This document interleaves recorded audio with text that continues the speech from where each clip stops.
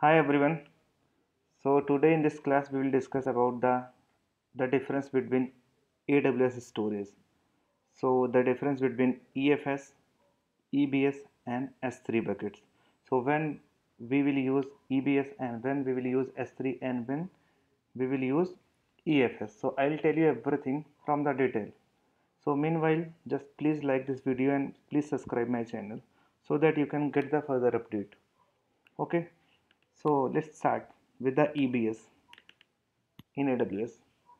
So basically EBS, the full form of EBS is like Elastic Block Storage.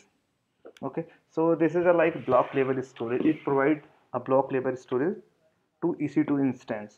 So mainly this is responsible. So you can see in the diagram, will attach the EBS volume to the EC2 instance only. So when we'll launch AWS EC2, at that time we'll give some EBS so that this EC2 machines will put the operating system in the volumes, and this EC2 machines also put the file storage, everything it put the data in the EBS volumes. So we can create in the second point you can say 16 terabyte for one. So you can create 16 terabyte for one volume, means one EBS size will be 16 terabyte. After that the third is like manually scalable. It means, let's say you have attached a 6 GB of EBS with this EC2 machines. Now this EC2 machine we have hosted some database, and now database size is increasing, so 6 GB is not sufficient. So what we will do, we'll create another EBS and then we'll attach the EBS with the one EC2 machines. So what we are doing, we need to actually manually increase the size of the EBS and then we are going to attach the EBS with the EC2 machines.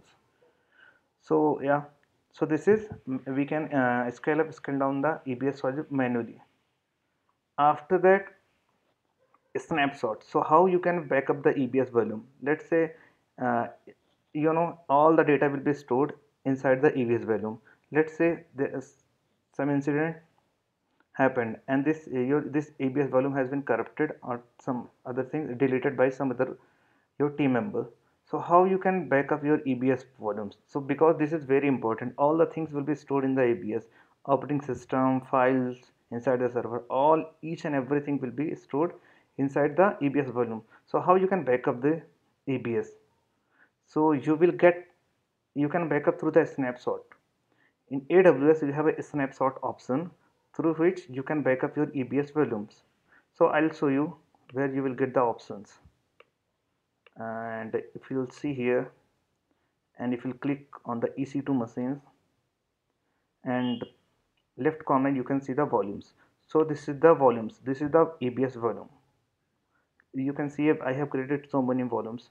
So let's say if you want to back up of this volume, so just click on the volume, which volume you want to back up, and click on the action button and create a snapshot.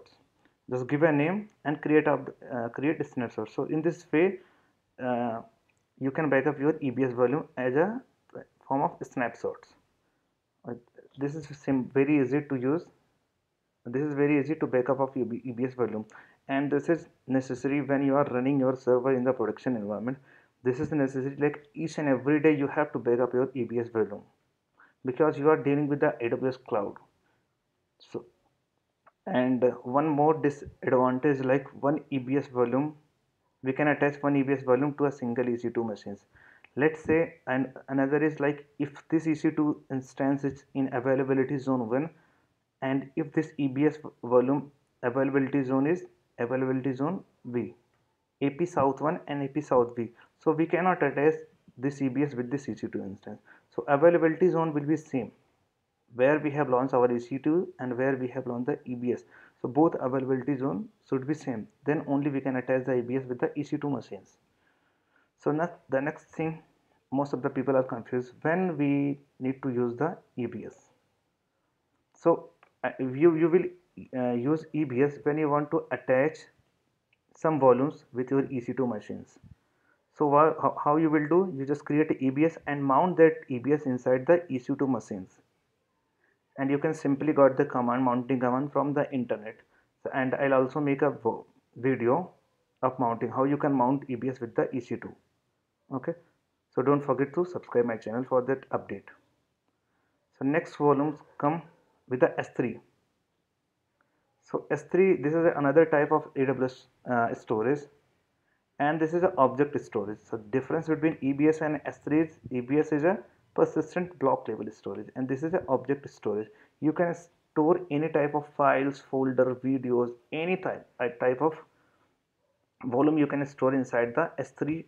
Okay, so if you want to store the files, videos, media, you need to create a bucket here.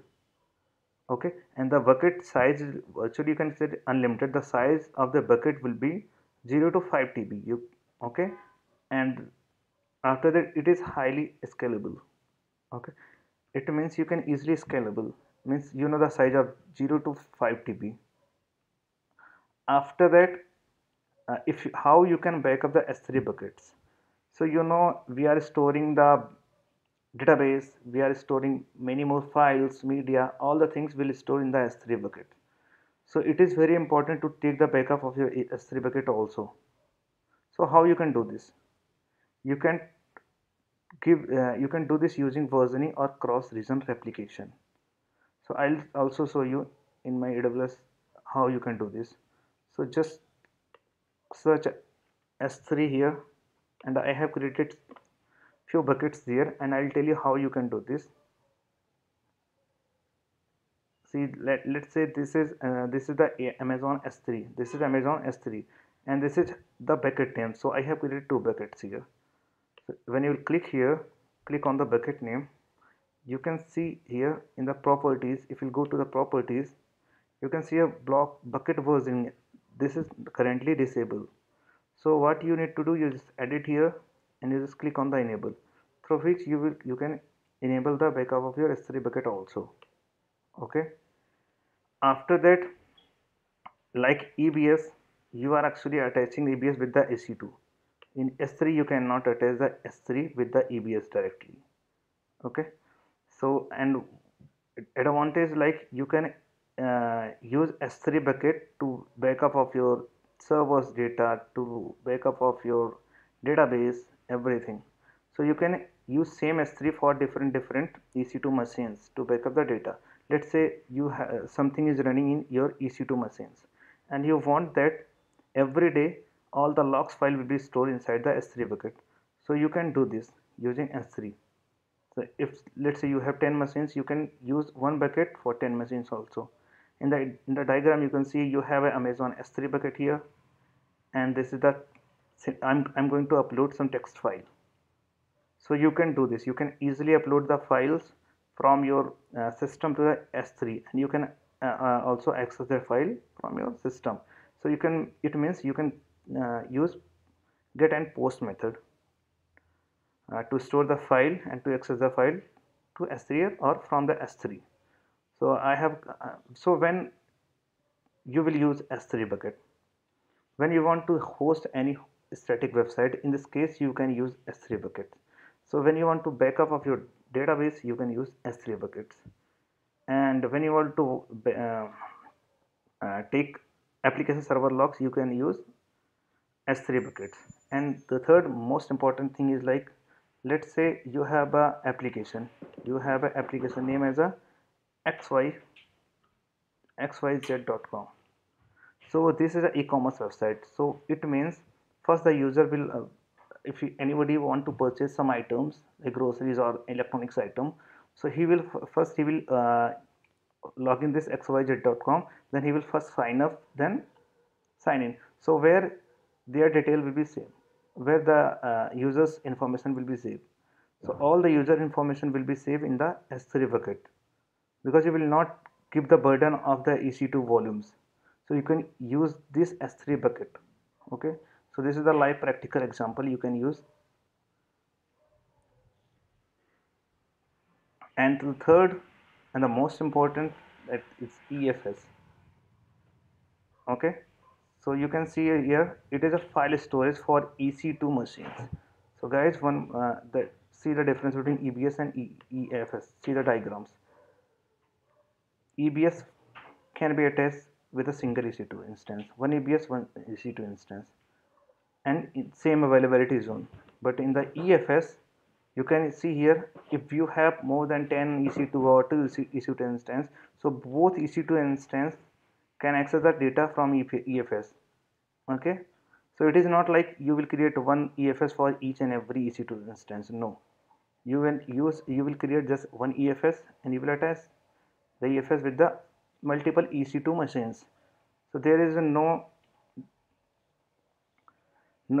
nothing like you just first both the availability zone will be same, like where you have launched the EC2 and where you have launched the EFS. No, availability zone will be different, then only it can be also work at that time.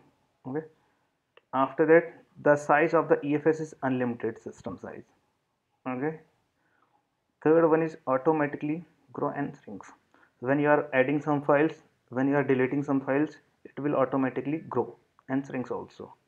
So no need to worry about the storage and all. And third thing, how you can backup of your EFS. So it is also important because you have kept your files, you so many things you kept here. So how you can do this? You can do this using EFS to EFS replication through third-party tools or AWS tools. So AWS Data Sync you can use to backup of your EFS. Okay. So this is the advantage of the EFS. So when you have to use the EFS, so first point is when you want to access a file from multiple EC2 instance. File means, let's say you have saved some PDF file here or neither file. So you want, and you have more than 10 machines, and front end you have a load balancer. Okay, you want that all my EC2 instance will access that file. Then in this case you will use EFS. Just put the file there, PDF file there, and it will be accessible from the multiple EC2 instances. So in this case you will use EFS. Don't use EBS at that time, because otherwise you will get charged so many things. You will create more EBS volumes. So in this case use EFS. And the second advantage, like right now everyone is using Kubernetes volumes. So in the, let's say in the Kubernetes, let's say you have a database pod rings, so where you will actually store your database details. You can use EFS also. Just mount the EFS inside the Kubernetes and take as a backup of the volumes. So as a Kubernetes volume, you will just create a Kubernetes pod and mount this EFS volumes. So all the things which is running inside the container will be backup in your EFS. This is how you can use the EFS, EBS and S3 buckets, and this is the major difference between EBS, S3 and EFS. Thank you so much guys for watching my videos.